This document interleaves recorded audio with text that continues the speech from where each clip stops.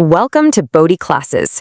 Today we shall study the CBSE Class 12 English Flamingo poem, Keeping Quiet by Pablo Neruda in a simple, thoughtful, and exam-oriented way. You know, in a world absolutely obsessed with hustle, constant notifications, endless competition, and let's be real, serious academic burnout, what if the most powerful thing you could do today is literally do nothing? Whether you're aiming to deeply understand the poetic nuances or, just looking to score higher on your upcoming board exams, this explainer is designed perfectly for you. Neruda, who was a Nobel Prize-winning poet, wrote this incredibly beautiful and reflective piece to talk about the profound necessity of quiet introspection and global human unity. It's a peaceful, anti-war poem that honestly feels more urgently relevant today than ever before.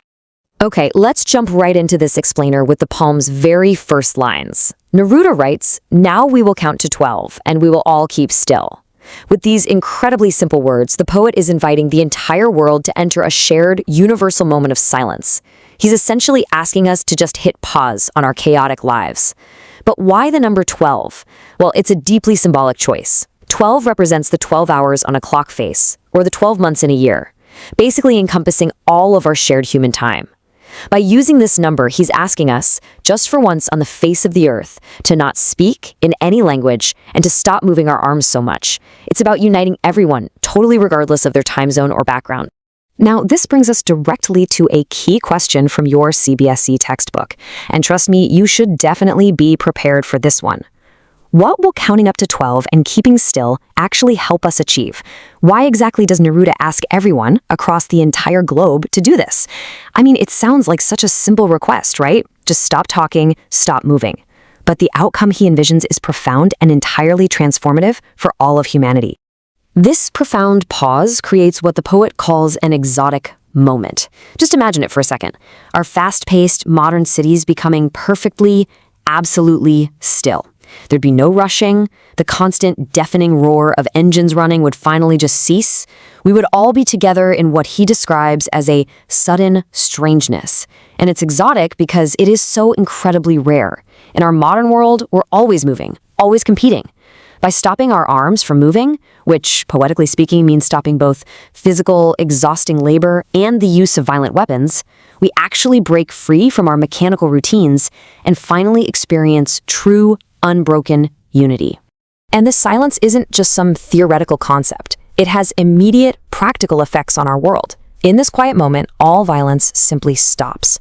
The poet paints two incredibly powerful images for us here. First, fishermen in the cold sea would not harm whales, meaning humanity would stop its relentless destruction and cruel exploitation of nature. Second, the overworked man gathering salt would finally have a split second to look at his hurt hands. This represents the working class, who are constantly damaging themselves in the daily rat race, finally taking a moment to reflect on the pain and self-destruction they endure just to survive. From there, the poem shifts its focus to those who actively create destruction, delivering a remarkably powerful anti-war message.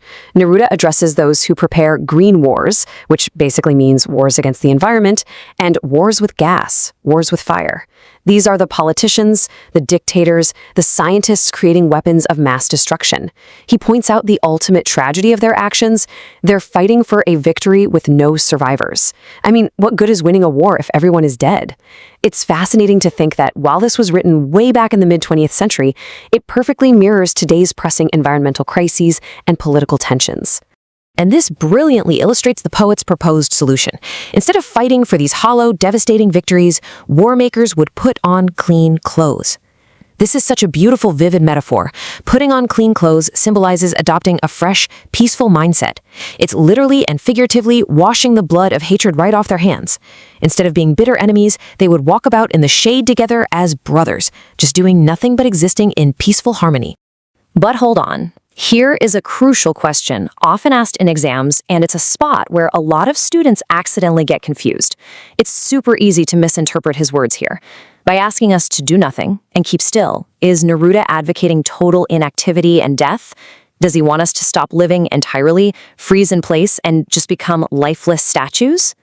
The answer is an absolute no. The poet makes a vital distinction here, and it is absolutely essential you understand it for your exams. He explicitly states, "What I want should not be confused with total inactivity. Life is what it is about. I want no truck with death."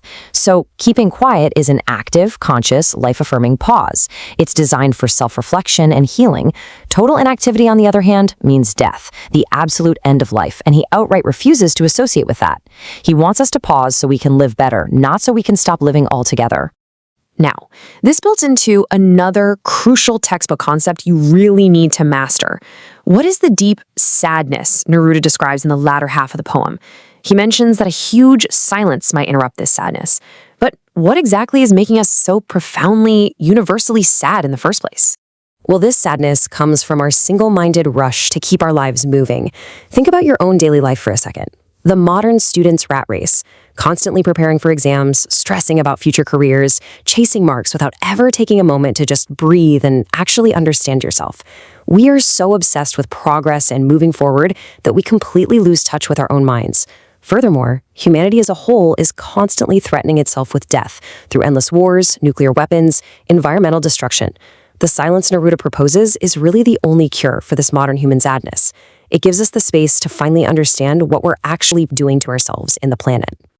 To firmly prove his point that stillness absolutely isn't death, Neruda turns to the natural world. He asks, "What beautiful lesson can the earth teach us?" This is a huge favorite for board examiners, by the way, because it masterfully ties the entire theme of the poem together, using a powerful poetic device and a symbol straight from nature.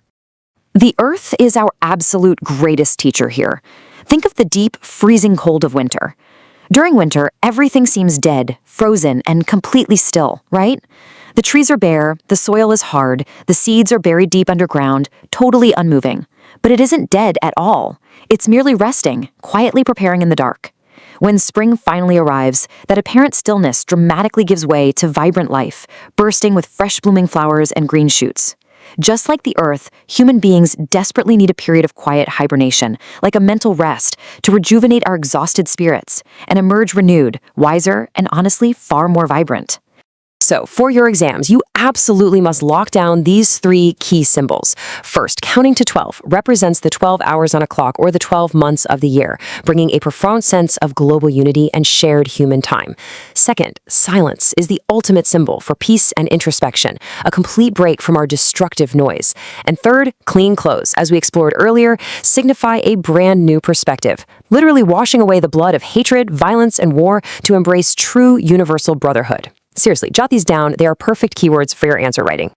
Before we wrap up the analysis, your textbook actually challenges you with a practical exercise to experience Neruda's idea firsthand, and I really want you to try this. Step away from the theory for a bit, choose a quiet corner, keep physically still, and then keep mentally still for just 5 minutes. Afterward, gently notice the change in your state of mind. You're likely going to find that stepping out of the constant rush, even for just those 5 brief minutes, brings an incredible sense of clarity and peace. It honestly proves Neruda's point entirely.